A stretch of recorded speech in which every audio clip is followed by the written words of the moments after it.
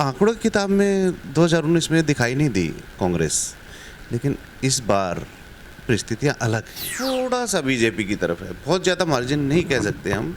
वो कहते हैं ना 49-51 इस तरह की चीज़ें, तो थोड़ा सा प्रो बीजेपी दिखाई देता है।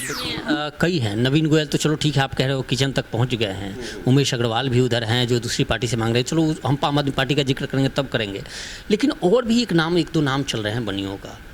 क्या किसी भी एक मजबूत बनिया को टिकट बीजेपी देती है तो सारी बनिया कम्युनिटी एक हो जाएगी? कटारिया का कैलिबर इतना नहीं मुझे लगता कि वो इलेक्शन जीत पाए हैं। वैसे तो हम हरिद्वार के सभी 11 के 11 सीटों का विश्लेषण करने आए थे कि पार्टियां टिकट देने से पहले ज़रा पकड़ू.com पर हम भी दिखाएं कि किस विधानसभा से किसकी दावेदारी मजबूत है और कौन किस पार्टी से टिकट लेकर आ रहा है। लेकिन सर के पास भी समय नहीं है। आप चिर परिचित चेहरा है, अमित नेहरा जी हैं। इन्होंने कहा कि आज हम केवल गुड़गांव जिले के चारों विधानसभा सीटों का जिक्र करेंगे और एक एक सीट का आपको हम सटीक आंकड़ा और सटीक विश्लेषण दिखाएंगे। तो चलिए शुरुआत करेंगे गुरुग्राम विधानसभा से और सबसे पहले हम स्वागत करते हैं सर, बहुत बहुत स्वागत है पकड़ू.com में। धन्यवाद सुशील। नेहरा साहब, आप अमूमन मैं इसलिए आता हूं आपके पास कि जो भी आप विश्लेषण करते हो कहीं ना कहीं सटीक जरूर बैठता है और अमूमन 90-100 का, अगर हम 100% में कहें तो 90% तक आपके सटीक विश्लेषण होते हैं। हम आज गुड़गांव विधानसभा का जिक्र करेंगे। तमाम पार्टियों से तमाम दावेदार हैं, कुछ नए हैं कुछ पुराने हैं। आपका क्या कहना है इस गुड़गांव विधानसभा को लेकर? पहले तो थोड़ा सा गुड़गांव जिले पे बात कर लेते हैं जी कि 2019 की परिस्थिति और आज की परिस्थिति 2024 की, उसमें फ़र्क क्या है। तो मैं ये बता दूं, अगर आंकड़ों के हिसाब से देखा जाए तो 2019 में आंकड़ों की किताब में कांग्रेस थी नहीं यहाँ पे। उसकी वजह ये है कि ना तो हारने में थी, ना रनर अप पे थी, ना तो जीतने वालों में थी और ना रनर अप पे थी। क्योंकि 4 सीटें हैं यहाँ पे, ठीक है ना, गुड़गांव, बादशाहपुर, सोना और पटौदी, जिसमें से बादशाहपुर जो सबसे बड़ी सीट है जनसंख्या के हिसाब से, तो वहाँ निर्दलीय जीता। गुड़गांव में बीजेपी जीती, लेकिन रनर अप सेकंड रहा निर्दलीय। और इसी तरह आप अगर जाएंगे पटौदी में 7 लगती सीट में, तो बीजेपी जीती लेकिन निर्दलीय सेकंड रहा। और सोना की बात करें तो सोना में बीजेपी जीती लेकिन सेकंड रही जेजेपी। तो आंकड़ों की किताब में 2019 में दिखाई नहीं दी कांग्रेस, लेकिन इस बार परिस्थितियां अलग हैं। पहली बात तो ये है कि जैसे एक सीट जेजेपी वाली थी, तो जेजेपी का तो लगभग सफाया हो चुका है प्रदेश में और अस्तित्व साख हो चुकी है। और कांग्रेस ने भी बड़ा अच्छा कमबैक किया है। लोकसभा चुनाव में आपने देखा होगा कि बहुत परसेंटेज बढ़ा है, तो निश्चित तौर पे उसका असर गुड़गांव जिले की 4 सीटों पे देखने को मिलेगा। अब बात आती है, लौट के वापस आते हैं के सवाल पे कि गुड़गांव विधानसभा में क्या है। मामला उलझा हुआ है, अभी कह नहीं सकते कि किधर जाएगा मामला। समीकरण कैसे बैठेंगे ये तो टिकट देने के बाद ही हम बता पाएंगे। लेकिन मैं एक थोड़ी सी तो कह सकता हूँ कि जो एज है, जो दिखाई देता है, थोड़ा सा बीजेपी की तरफ है। बहुत ज़्यादा मार्जिन नहीं कह सकते हम। वो कहते हैं ना 49-51 इस तरह की चीज़ें, तो थोड़ा सा प्रो बीजेपी दिखाई देता है। लेकिन उसमें भी देखना पड़ेगा कि कैंडिडेट कौन आता है, किस पार्टी से कौन कैंडिडेट आता है। और एक ये चर्चा भी चल रही है आम आदमी पार्टी और कांग्रेस का कोई गठबंधन होगा या नहीं होगा। तो हालांकि मुझे संभावना तो क्षीण सी दिखाई दे रही है कि शायद ना हो गठबंधन। तो उसके बाद भी कुछ व्यक्ति इधर से उधर जा सकते हैं, बीजेपी से कांग्रेस में आ सकते हैं, कांग्रेस से बीजेपी में जा सकते हैं। मोहित ग्रोवर एक बड़ा नाम है जो निर्दलीय लड़ा था पिछली बार, अब की बार कांग्रेस में आया है, तो अच्छी फाइट देने की उम्मीद है। लेकिन अगर बात की जाए बीजेपी की, क्योंकि बीजेपी का थोड़ा पलड़ा भारी है, तो पिछली बार सुधीर सिंगला को टिकट दे दी गई थी और सुधीर सिंगला तो ओपन में रेस में ही नहीं थे। लोगों को था ही नहीं कि सुधीर सिंगला को टिकट मिल सकता है। बाकी जो रेस में थे घोड़े, उनको भी नहीं पता था सुधीर सिंगला एक जी। सवाल यहाँ यह है कि मैं जहाँ भी लोगों के पास जाता हूँ, बड़े नेता कहते हैं कि गुड़गांव विधानसभा, कुछ कहते हैं कि पंजाबी बाहुल्य है, पंजाबियों का सीट है, कुछ कहते हैं कि बनियों की सीट है, इसको लेकर क्या कहें? अब देखिए, गुड़गांव विधानसभा में आज तक कोई पंजाबी बनिया जीता है, और बीजेपी से खासकर जाट भी, गोपीचंद गहलोत या सुखबीर कटारिया। मैं उस पे आ रहा हूँ। बीजेपी की अगर बात की जाए तो बीजेपी से 3 बार विधायक बने, यहाँ से 3 बार बीजेपी जीती है, तो तीनों बार बनिए को ही विजय मिली है। फिर सीताराम सिंगला बने थे 1987 में, और फिर 2014 में उमेश अग्रवाल, और 2019 में सीताराम सिंगला के पुत्र सुधीर सिंगला। तो 3 बार जो बीजेपी ने टिकट दी बनियों को, तो बनिया ही जीता है। और किसी को टिकट दी बीजेपी ने तो और कोई कैंडिडेट नहीं जीता। और पंजाबियों की बात की जाए तो कांग्रेस की टिकट पे पंजाबी जीते हैं। धर्मवीर काबा मेरे ख्याल से 4 बार जीते हैं यहाँ से, ठीक है ना। तो उसके अलावा 2 बार जाट जीते हैं, ठीक है ना। 3 बार कह सकते हैं अपन। प्रताप सिंह ठाकरान 2 बार बने थे, और सुखबीर कटारिया 1 बार बने हैं, और गोपीचंद गहलोत भी बने हैं। गोपीचंद गहलोत भी बने हैं। तो हाँ, 4 जाट यहाँ से बन चुके हैं। और फिर बात आती है कि समीकरण क्या है। चलो ये तो ठीक है, मुझे लगता है कि जो बनिया समीकरण है वो काफ़ी हावी है, उसकी वजह है ठोस। हालांकि देखा जाए अब की बार तो जो नवीन गोयल, तो उनकी प्रेजेंस पिछले 6 साल से लगातार फील्ड में बनी है। पूरे शहर ने देखा है, घर घर तक उनकी पहुंच हो चुकी है, किचन तक उनकी पहुंच हो चुकी है, काम भी काफ़ी किया है उन्होंने। तो उनका समीकरण अगर बैठ जाए तो मुझे लगता है कि बीजेपी काफ़ी आसान स्थिति में रहने वाली है अगर नवीन गोयल की। क्योंकि दूसरा जो चेहरा सामने आया है वो मुकेश पहलवान। लेकिन दिक्कत ये है कि जैसे बनिए यहाँ पे 17,000 के आसपास हैं, और ब्राह्मण जो हैं वो 40 से 45 में हैं। लेकिन बनियों के साथ ये प्लस पॉइंट आ जाता है कि जो बनिए हैं वो वहाँ लोकल हैं सारे, और एकजुट हो जाते हैं आसानी से। एकजुट हो जाते हैं। और अगर ब्राह्मणों की बात की जाए तो वो 4 तरह के ब्राह्मण हैं यहाँ पे, ये खास बात है। अच्छा। हाँ हाँ, एक तो है लोकल ब्राह्मण जो गुड़गांव गांव, सुखराली, सिलोखरा, तो वो जो मूल रूप से यहाँ के ब्राह्मण। दूसरे हैं जो पूजा पाठ करने वाले, जो ब्रज कर्मकांड, हाँ, मंदिर में पुजारी वगैरह हैं, वो ब्रज के ब्राह्मण हैं। वो दूसरा सेगमेंट है, वो लगभग सारे मंदिरों में ब्रजवासी हैं। तीसरा सेगमेंट है पूर्वांचली, जो यूपी, बिहार, इधर प्रवासी, हाँ, ब्राह्मण। और चौथा सेगमेंट है ब्राह्मणों में अदर देन गुड़गांव, लेकिन हरियाणा से, जैसे भिवानी के ब्राह्मण आ गए, जींद के, रोहतक, हिसार, सिरसा। तो ये 4 सेगमेंट हैं। तो वो थोड़ा सा उसमें इकट्ठा करने में उनको दिक्कत होती है। लेकिन बनिए क्या है कि यहाँ लोकल कम्युनिटी है, पुराने बनिए है, तो वो इकट्ठा हो जाते हैं। और ब्राह्मण और बनिए का जो है वो जो कॉम्बिनेशन है वो यहाँ फैटल बैठता है, क्योंकि यजमान जो हैं वो ज़्यादातर बनिए हैं उनके। हाँ, तो मुझे लगता है कि अगर बनिए को टिकट दी जाए बीजेपी की तरफ अगर आ गई तो काफ़ी आसानी रहेगी। तो बनिया में कई हैं। नवीन गोयल तो चलो ठीक है, आप कह रहे हो किचन तक पहुंच गए हैं। उमेश अग्रवाल भी उधर हैं जो दूसरी पार्टी से मांग रहे हैं। चलो हम आम आदमी पार्टी का जिक्र करेंगे तब करेंगे। लेकिन और भी एक दो नाम चल रहे हैं बनियों का। क्या किसी भी एक मजबूत बनिया को टिकट बीजेपी देती है तो सारी बनिया कम्युनिटी एक हो जाएगी? नहीं, जो दूसरा नाम आया है वो मनीष मित्तल का है मेरे ख्याल से। एक कोई रामावतार गर्ग हैं बिट्टू, उनका भी नाम आया। रामावतार गर्ग बेशक आया हो, लेकिन उनका कोई जनाधार दिखाई नहीं देता, ना उनकी पब्लिक डीलिंग दिखाई दी पिछले 4-5 साल में। सक्रिय नहीं है वो।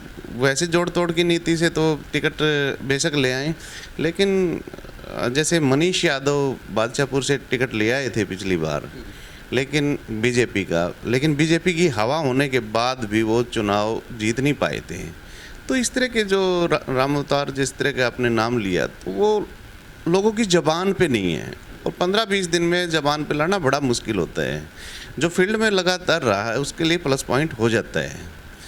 तो मनीष मित्तल का नाम बताते हैं कि इंद्रजीत यादव उनको आगे कर रहे हैं, लेकिन मुझे नहीं लगता कि वो डाइजेस्ट होंगे, हजम होंगे या नहीं यहाँ पे, क्योंकि वो नारनौल के हैं और एकदम पैराशूट से आए हुए उम्मीदवार का। तो मुझे लगता है अगर सबसे मजबूत दावा है नवीन का है। मैं ये नहीं कहता कि उनको टिकट मिलेगी, लेकिन अगर काम के आधार पे और पकड़ के आधार पे देखा जाए तो नवीन गोयल ने बहुत काम किया है। उधर कांग्रेस का जिक्र कर ले, कांग्रेस की बात है, गुड़गांव विधानसभा के। हाँ, तो देखिए सुखबीर कटारिया इंडिपेंडेंट मंत्री बने थे, फिर वो कांग्रेस में शामिल हो गए थे, क्योंकि इंडिपेंडेंट विधायक बन के मंत्री बना दिया था हुड्डा गवर्नमेंट ने, फिर वो कांग्रेस में शामिल हो गए थे। लेकिन सुखबीर कटारिया का कैलिबर इतना नहीं मुझे लगता कि वो इलेक्शन जीत पाए। तो 30-40 हज़ार वोट तक तो ले पाएंगे, लेकिन उसके आगे मुझे संदेह है थोड़ा सा, क्योंकि इक्वेशन ठीक बैठ नहीं रही। जब वो जीते थे तो परिस्थितियाँ कुछ और थी, आज कुछ और हैं। अब जो नया चेहरा आया है मनीष ग्रोवर, मोहित ग्रोवर हैं, आशीष दुआ हैं, फिर पंकज डावर हैं, तमाम नाम जी।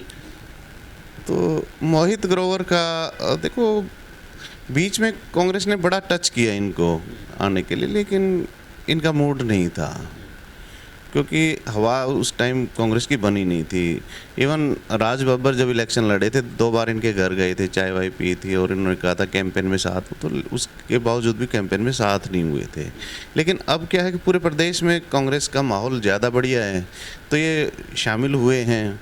अब देखो कि टिकट मिले या ना मिले, हालांकि इनके पास एक पोर्टफोलियो है कि मैं सेकंड पे रहा था, लेकिन चीज़ें उसके आधार पे नहीं होती सारी।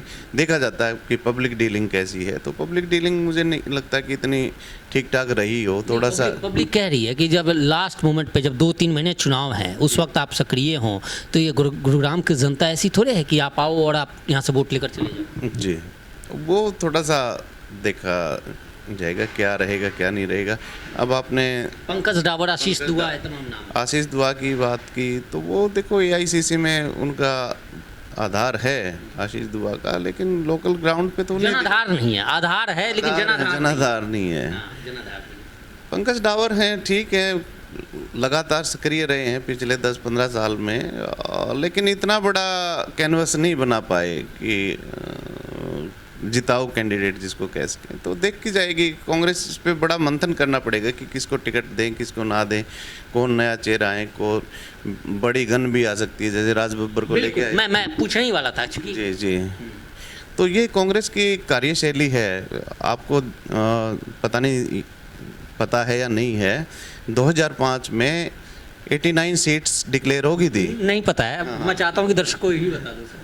ये 2005 के विधानसभा इलेक्शन की बात है, जब हरियाणा में विधानसभा चुनाव घोषित हो गए थे, तो 89 कैंडिडेट की लिस्ट आ गई थी, लेकिन एक कैंडिडेट जो गुड़गांव की सीट थी, वहाँ पे कांग्रेस ने डिक्लेयर किया ही नहीं कई दिन तक, और आखिरी दिन तक रहस्य बना रहा। उसके बाद फिर धर्मवीर का बाद मेरे ख्याल से लास्ट वाले दिन डिक्लेयर हुए थे या उससे पहली रात को डिक्लेयर हुए थे, तो रहस्य बना रहा था। तो काफ़ी टाइट रहेगा माहौल कि कांग्रेस की टिकट किसको मिल सकती है।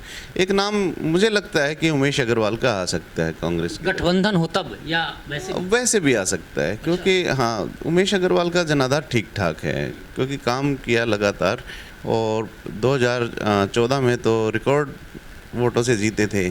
उसके बाद निष्क्रिय नहीं रहे ये, सक्रिय तो रहे हैं। और कांग्रेस से हो सकता है इनको दे दिया जाए, लेकिन मैं कह नहीं सकता कि 100% होगा ही होगा। मैंने जो इशारा किया था, वो कर रहे हैं, आकलन कर रहे हैं सर, आकलन में तो हम कह ही सकते हैं। तो फिर वो टक्कर वाली बात हो जाएगी। उमेश को अगर टिकट मिलती है तो सक्रिय रहे हैं, और जो 900 मीटर 300 मीटर वाला, आप जैसे कह रहे हैं, आपके अनुसार अगर गुरुग्राम विधानसभा से भारतीय जनता पार्टी भी बनिया को टिकट देती है, कांग्रेस भी आप जैसे कह रहे हैं कि हो सकता है लास्ट मोमेंट पे कुछ भी हो जाए, आपने 89 का भी जिक्र किया, उमेश अग्रवाल आ जाए और ऐसे में मोहित ग्रोवर निर्दलीय खड़ा हो जाए, तो क्या ऐसा है कि पंजाबी संगठित होकर पंजाबी को ही कर दे? मुझे नहीं लगता कि जीतने की स्थिति में होगा, क्योंकि सिर्फ अकेले एक कम्युनिटी की वोटों से जीता नहीं जाता। तो ओबीसी वगैरह को भी टिकट यहाँ मिल सकती है क्या? ऐसा कुछ है यहाँ ओबीसी से कोई आ जाए कांग्रेस की तरफ से? मुझे लगता नहीं, बाकी कह भी नहीं सकते भाई इतना बड़ा संगठन है। एक मुझे मेरा अपना आकलन है, जब आपसे चर्चा हो रही है तो मुझे लगता है बेशक से राज बब्बर कहते हो कि मुझे नहीं लड़ना, मैं तो चुनाव नहीं लड़ूंगा, लेकिन जिस तरह से पूरे प्रदेश में हवा है, तमाम कांग्रेस की लहर चल रही है, लोग कह रहे हैं ऐसे में, और पंजाबी चेहरा जिस तरह से आपने देखा, बीबी बत्रा, सुभाष बत्रा, बीबी बत्रा है ना, ब्रजभूषण बीबी, हाँ, उनके जिस तरह से वहाँ वो ग्राफ डाउन हुआ है पंजाबी कम्युनिटी में, और पंजाबी कम्युनिटी कांग्रेस को अगर चाहिए तो राज बब्बर एक बड़ा चेहरा है, तो ऐसा हो सकता है क्या कि राज बब्बर को लास्ट मोमेंट में गुरुग्राम से उतार दें? देखो, राजनीति में कुछ भी हो सकता है, अनएक्सपेक्टेड भी हो सकता है, लेकिन मुझे नहीं लगता कि राज बब्बर को विधानसभा चुनाव में उतारने का कांग्रेस जोखिम लेगी, क्योंकि अगर वो जीत गए, भाई इतना बड़ा चेहरा है तो जीत भी सकते हैं, तो फिर उनकी जो रेस होगी वो मुख्यमंत्री वाली होगी, क्योंकि एआईसीसी में बड़ा उनका प्रभाव है, यूपी के भी मेरे ख्याल से प्रदेश अध्यक्ष रहे हैं, तो इतना बड़ा जो नाम होगा तो आप उनको सिर्फ विधायक नहीं रख सकते अगर सरकार आई तो, ठीक है ना। तो फिर क्या होता है कि जो लोकल जो बड़े नाम हैं, आप समझ ही रहे होंगे, तो उनको फिर सेटिस्फाई करना मुश्किल हो जाता है पार्टी के लिए, फिर संभालना मुश्किल हो जाता है। भाई आप एज ए प्रोटोकॉल तो उनको आगे रखोगे ही, मेरा कहने का मतलब ये है कि फिर वो सीएम पद की रेस में आ जाएंगे, तो मुझे नहीं लगता कि इतना बड़ा कोई खेल खेलने के उसमें। अच्छा, अब हम जरा कंक्लूजन देख लेते हैं गुरुग्राम विधानसभा का। सपोज करो सर कि भारतीय जनता पार्टी किसी और को टिकट दे दे, नवीन गोयल, मुकेश पहलवान, ये लोग इंडिपेंडेंट लड़ जाएं, उधर से मोहित ग्रोवर को भी टिकट ना देकर, जैसा आप बता रहे हो जो संभावनाएं हैं कहीं और चले जाए, वो भी इंडिपेंडेंट लड़ जाए, फिर गुरुग्राम विधानसभा की एक्चुअल तस्वीर क्या हो? फिर ये है कि कोई भी जीत सकते हैं, फिर ये हो जाएगा ना कि वोट्स डिवाइड हो जाएंगी, जैसा कि 2009 में देखा था, ठीक है ना। तो हालांकि सुखबीर कटारिया एक विनिंग मटेरियल नहीं थे, लेकिन जो परिस्थितियां बनी, वोट जैसे डिवाइड हुए, तो उनसे दांव बैठ गया उनका। तो उसमें क्या होता है कि कई बार प्रत्याशी जीत जाता है, लेकिन जमानत जब्त रहती है उसकी, आपको पता होगा ना भाई, इतने वोट नहीं आ पाते कि जमानत बचा ले, लेकिन वो जीत जाता है, ऐसा बहुत बार होता है। ये जरा जरूर समझा दो। जमानत और जीतना अलग अलग प्रक्रिया हैं। जमानत में तो ये है कि जो टोटल वोट जो डली हैं उनका एक सर्टेन परसेंटेज लेना होता है, छठा हिस्सा, अगर वो नहीं आता तो उसकी जमानत राशि है वो फॉरफिट हो जाती है, जब्त हो जाती है। लेकिन कई कैंडिडेट हैं तो वो उसके कारण जीत जाता है, मार्जिन कम होते हैं तो जीत जाता है, लेकिन जमानत जब्त हो जाती है। तो ऐसा बहुत बार होता है, कई जगह होता है, जब मामला बराबरी का हो, कई कैंडिडेट खड़े हों तो जमानत नहीं बचा पाते लेकिन जीत जाते हैं। तो ये बड़ा आश्चर्यजनक चीज़ें हैं। तो कई बार मुझे हंसी आती है, कई नेता कहते हैं ना मैं फलां की जमानत जब्त करा दूंगा। भाई जमानत जब्त कराना तो ये थोड़ी जीत हराने की गारंटी नहीं होता, ये एक अलग सेपरेट है, इस पे कभी अलग से करेंगे। हाँ हाँ, चलिए, ओवरऑल आप मान रहे हैं कि इस बार का विधानसभा, गुरुग्राम विधानसभा बेहद टफ और टिकट डिसाइड करेगा जीत? हाँ बिल्कुल, ये समीकरण डिसाइड करेंगे। तो लेकिन जो लगातार फील्ड में रहे हैं पार्टियां, अगर उन पे दांव खेलेंगी तो मुझे लगता है उनके लिए सुविधाजनक रहेगा। बिल्कुल। देखिए, गुरुग्राम विधानसभा का आपने विश्लेषण सुना और उम्मीदवारों को लेकर भी हमने चर्चा की, उनके बारे में भी बताई, और फाइनल तो पार्टियां जब टिकट देंगी उसके बाद पता चलेगा कि किसका जनाधार है और कौन पैराशूटी आकर यहाँ जीत पाता है। फिलहाल आपका मत क्या है, आप कमेंट कर ज़रूर बताइए और चैनल को लाइक और सब्सक्राइब ज़रूर कीजिए। धन्यवाद, नमस्कार।